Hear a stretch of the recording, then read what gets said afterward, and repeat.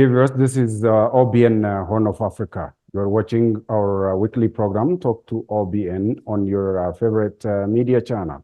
In this edition, we'll be discussing the Grand Ethiopian Renaissance Dam's hydropolitics. The construction of the Grand Ethiopian Renaissance Dam has been a bone of contention among Sudan, Ethiopia, and Egypt. Egypt and Sudan rely on the rhetoric and historical colonial agreement, while Ethiopia claims for fair and equitable share of the Nile waters. Dr. Yacob Arsano is a hydro politics analyst. First, thank you for joining me. Thank you. Well, to begin with, what does mean by hydropolitics? Well, hydropolitics is about study of the relationship of transboundary countries in account with the shared water resources. Now, in our case, the hydropolitics of the Nile Basin would mean that the riparian countries in the downstream and in the upstream come together, negotiate, and articulate their national interests, how to utilize, manage, protect, and conserve the shared water resources. The main issue of hydropolitics is actually how to develop water resources among the riparian countries. That is more or less what it would mean with hydropolitics. This Grand Ethiopian Renaissance Dam is one of a mega hydroelectric project maybe in the world, and Ethiopia has been a lot in undertaking this project. Can you just highlight us on the genesis of this grand initiatives from day one up until this time? The Grand Ethiopian Renaissance Dam is a dam initially planned in 1964 during the time of Emperor Haile Selassie. This dam is one of the 33 projects in the Nile, in the Ethiopian sector of the Nile Basin. Some of them are hydroelectric power projects, some of them are irrigation projects, others are mixed projects, but this dam initially planned in 1964. And afterwards, there were so many attempts to realize the initially planned hydro power projects in Ethiopia, but because of the continuous civil war in the north, and also because of the economic problem in Ethiopia, and due to the change of governments in the country, this dam would not have been realized. Although there are several dams in the Ethiopian sector of the Nile Basin, which were realized, like Tekeze Dam, like Fincha Dam, like Abobo Dam, and also the Tana Velas diversion. All these were within the Nile Basin of Ethiopia. But the Grand Ethiopian Renaissance Dam is the biggest in Ethiopia, and in fact largest in the African continent, and one of the largest in the world. Was initiated, the foundation was inaugurated in 2011. So since then, the dam has been on, very actively and attracting the entire attention of the nation during the past 13 years. Now it is close to conclusion. I think this is going to happen very soon. Constructing this Grand Ethiopian Renaissance Dam was not accompanied by a bed of roses for Ethiopian government due to various reasons. Among others, the contention among Sudan, Ethiopia, and Egypt about the utilization of this Nile waters remained very tough over the past decades. I mean, what was the claim of Egypt and Sudan? Sudan is between Ethiopia and Egypt, but Sudan does not have a really major articulation for or against Ethiopia. Sometimes Sudan aligns with Egypt, especially by signing the 1959 agreement, and sometimes Sudan aligns with Ethiopia during the mid time of the Grand Ethiopian Renaissance negotiation. But the main bone of contention is between Ethiopia and Egypt. Egypt's claim is that Egypt has the historical right over the Nile waters. And sometimes, they put into the air that Egypt is the gift of the Nile. And that reference comes from the pre-Christ, diction of Herodotus, one Greek author. But in any case, what Egypt's claim is not true. Ethiopia, Sudan, Egypt, and all the upstream countries included in the Nile Basin are all the gift of the Nile because all of them have the resources in their countries, within their national territories, over which they have a lot of uses. And over these water resources, they have established their livelihood, like fishing, like agriculture, developing forestry, and also grazing.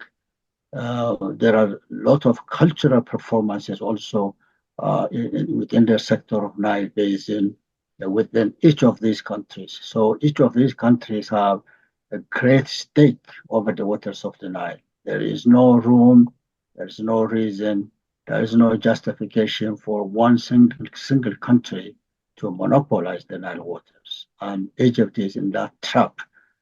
So Egypt does not have the right, does not have the geographic,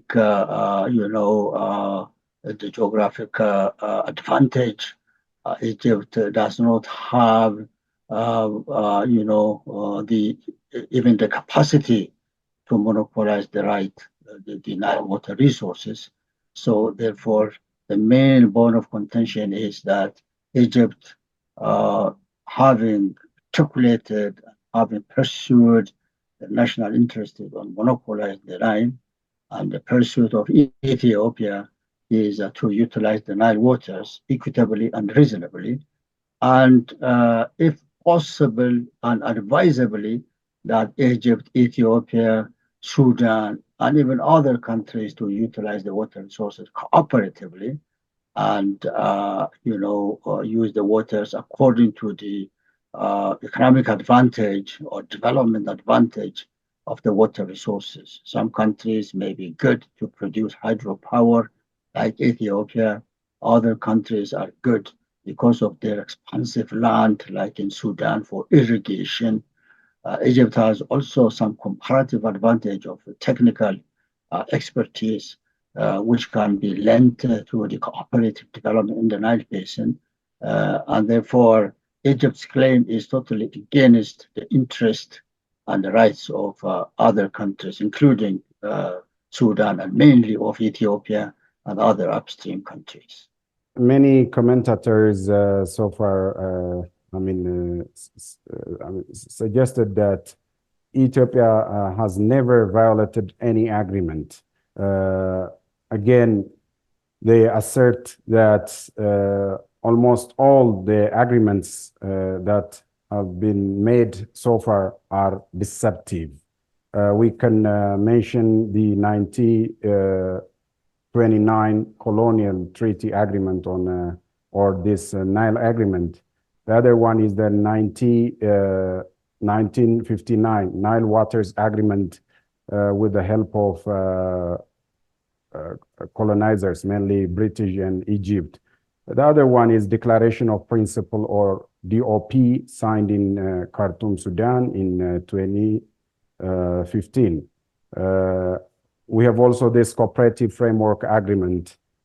All of them are deceptive, according to some commentators. Do you agree? Well, I think that is too generalized the kind of statement. Declaration of Principles is mainly on the question of Grand Ethiopian Renaissance Dam. It's on the issue of how to fill the dam and how to operate the dam. But I think that agreement conclusively decided and accepted that Ethiopia is the owner of the dam and has the right to fill the dam, of course, with the necessary information to downstream countries, including Egypt, if there are changes, in the course of filling.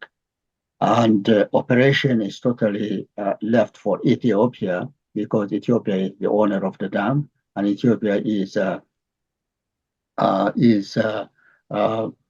totally, capable of operating the dam which is within the national territory of Ethiopia. And the CFA, the Cooperative Framework Agreement, which was negotiated between 9 countries, including Egypt, and that agreement was signed between the Ministries of Water Resources in 2010, and Egypt and Sudan, they left, the process without signing. The reason being that they wanted that the upstream countries to recognize the historical right of Egypt on the basis of previous agreements. Like you mentioned, that the previous agreements are the one, for example, signed between Egypt and Britain in 1929, which actually very lazily and carelessly, made between the two countries, claiming that Egypt has the historical and natural rights over the waters of the Nile. And that was only the British government knowing Egypt's right, but no other African country, no other Nile Basin country in the upstream recognized that kind of a claim and that kind of agreement in 1959, which was an agreement between on Nile waters between Egypt and Sudan. Those are the two most downstream countries. And the framing of that agreement was full utilization of the Nile waters just between Egypt and Sudan. But most of the waters to be used by Egypt, and a very small portion left for Sudan.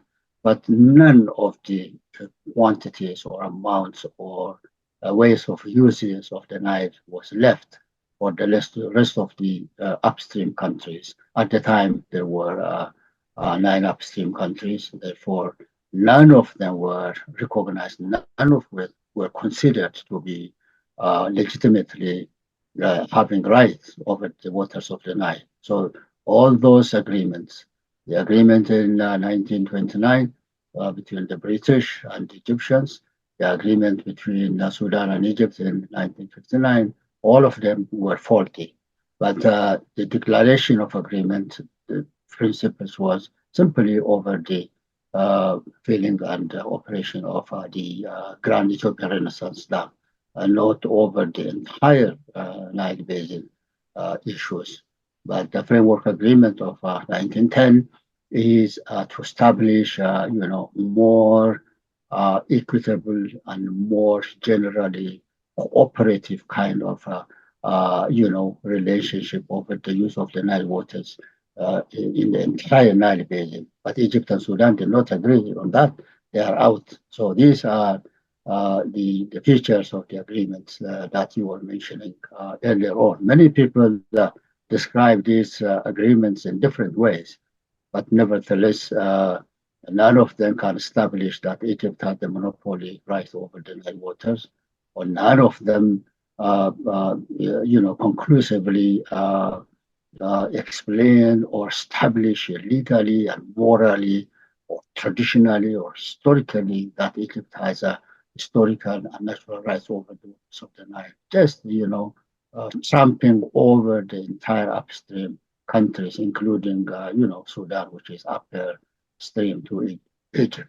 Well, the GERD is on the verge of completion. By now, it has reached about 95%. But Ethiopia has reached here through many ups and downs. How do you see the diplomatic tactic of Ethiopian government to undertake this development? Notably, you can remember the fatigue and the hiccups happened between Ethiopian government, Egypt, Sudan, and the World Bank, the US, and other political polarities and hurdles. Well, let's put aside, most of the details because those are very much into the nitty-gritties. Several activities in the diplomatic field have been observed and carried out. But let me just mention, the general framework and also the Ethiopian approach to the diplomatic process over the Grand Ethiopia Renaissance Dam issue. The Ethiopian government, when starting the dam, the Grand Ethiopia Renaissance Dam, it was just, not to harm Egypt or Sudan. That is to develop hydropower. And there is no reason and there is no way and there is no system that Ethiopia, by putting up this dam, would significantly harm Egypt and Sudan. And that was very well studied, analyzed, and it was included into the construction mechanism by the engineers and also in the design of the dam construction by the designers of the dam. So that was done. And then Ethiopia was faced with a lot of opposition from Egypt and Sudan. So Ethiopia allowed for independent third-party scrutiny on the appropriateness or propriety of the dam construction in Ethiopia. So the third party, including Ethiopian experts, they studied very thoroughly and came up with a report that the dam is safe and being constructed at a high world level standard. And if there may be any environmental or socio-economic consequences, the three countries can, cooperate in employing experts and studying it together. And if there is any necessity, to improve whatever the impacts that can emanate from the dam construction and, the dam use. And that was, one important diplomatic approach from Ethiopia's side, allowing Egypt, to understand the depth and the preparation of the dam and impact of the dam. And then the Ethiopian party, all in all, made the different, levels of walls to approach to the diplomacy. Nationally, there is, the Minister of Water Resources and the Minister of Water Resources and the Minister of Foreign Affairs. Water Resources were supporting the technical part of the negotiation, and the Minister of Foreign Affairs is the political leadership of the negotiation. Of course, above that, there is the office of the Prime Minister. Whenever there are necessary guidances, then that support comes from the top level, you know. And below the ministries of Water Resources and Foreign Affairs, there are experts of varieties of expertise organized in the form of national panel of experts. These are people in environment, people in international law, international relations, and political science, and people also from dam construction, socioeconomic studies, and all kinds of expertise were put up together in order to study the background knowledge about the dam. And there is also a smaller team, advisory group, to support the ministers during every negotiation level. So that group is also from various expertise, and that group is really a very important group advising every step of negotiation. And back in the public, the Ethiopian government established the National Council for Public Support, which helped, to organize fundraising and public diplomacy, public support, in terms of finances and in terms of, galvanizing the support of the public and providing knowledge to the public.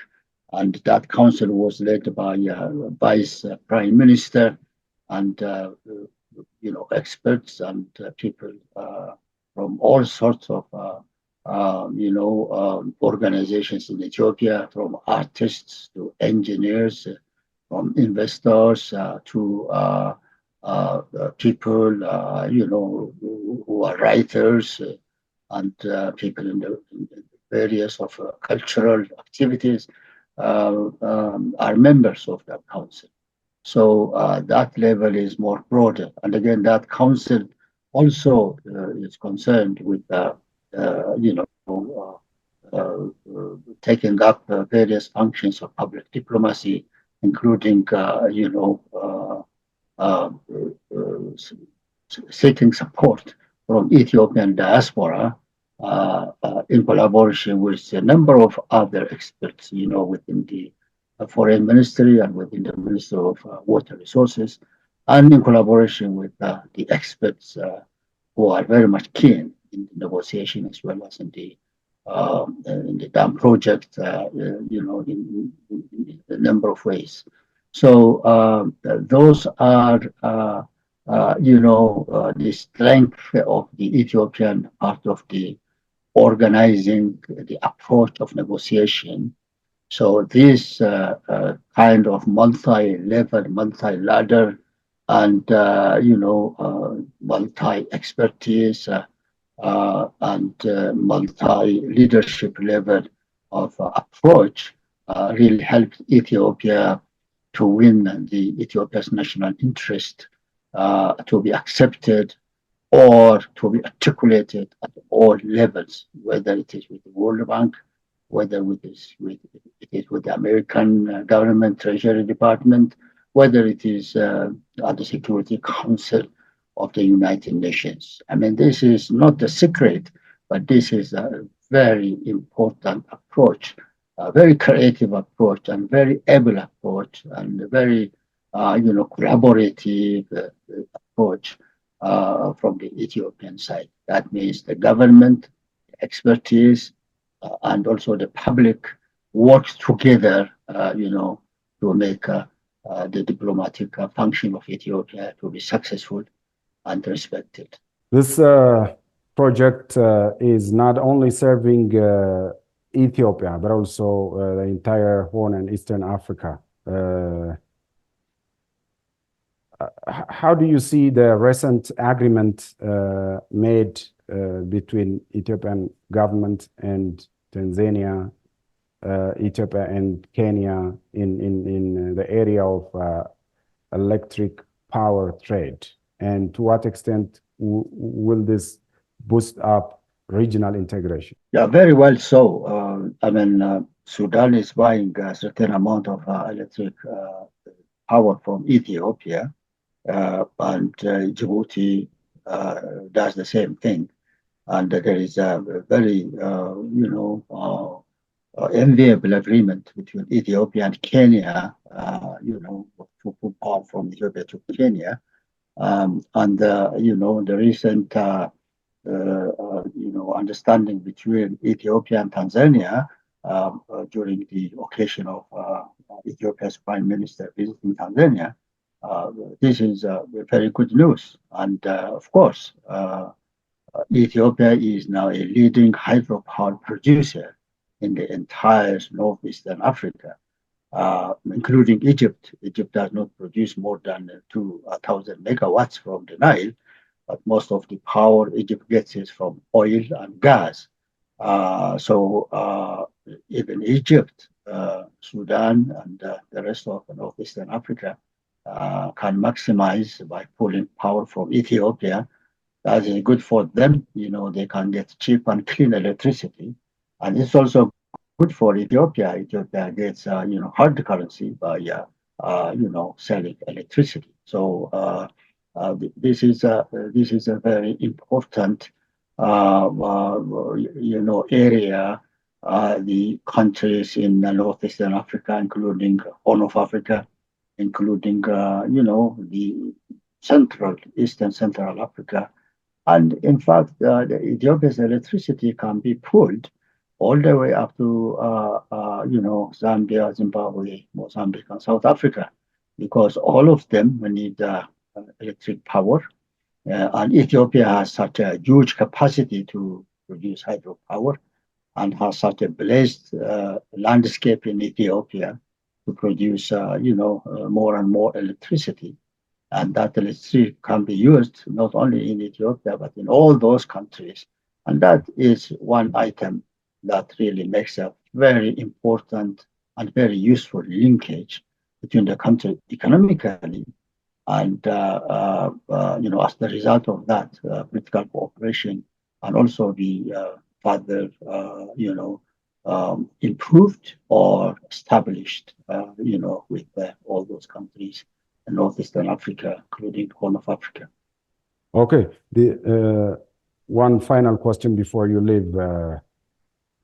You've mentioned that Ethiopia is going to be a power house for the Northeastern Africa in terms of electricity trade and other benefits from this mega project.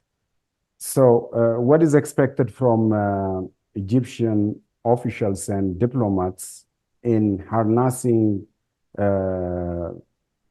this brotherhood mentality and having cooperation instead of undertaking this polarized political fatigue? Well, I think we would expect that the Egyptian public and Egyptian expertise and Egyptian government, slowly by slowly would understand cooperation is the only way that they can make a maximum benefit out of the Nile waters, So that is actually up to the Egyptians, and they need to reorient, their approach, their political approach, their geopolitical, consideration, and they must really teach their kids and make appropriate, studies, at universities and similar levels that Nile is shared water sources. And Egypt is just one of those countries. And Egypt cannot, force other countries not to use the water sources because other countries are also interested and they have national interest. They have development. So therefore, I think in the future, it is up to Egypt, and hopefully they will do much better in terms of thinking development is much better than conflicts or lack of cooperation or altercation in upstream countries. Okay, Dr. Yacob Arsano, expert on hydropolitics. Thank you for appearing on Talk to OBN Spotlight, and I really appreciate for your invaluable time and analysis. Thank you. Well, dear viewers, thank you for watching. This brings you to the end of our edition for today. See you next time with another edition. Bye-bye. Take care. Have a good one.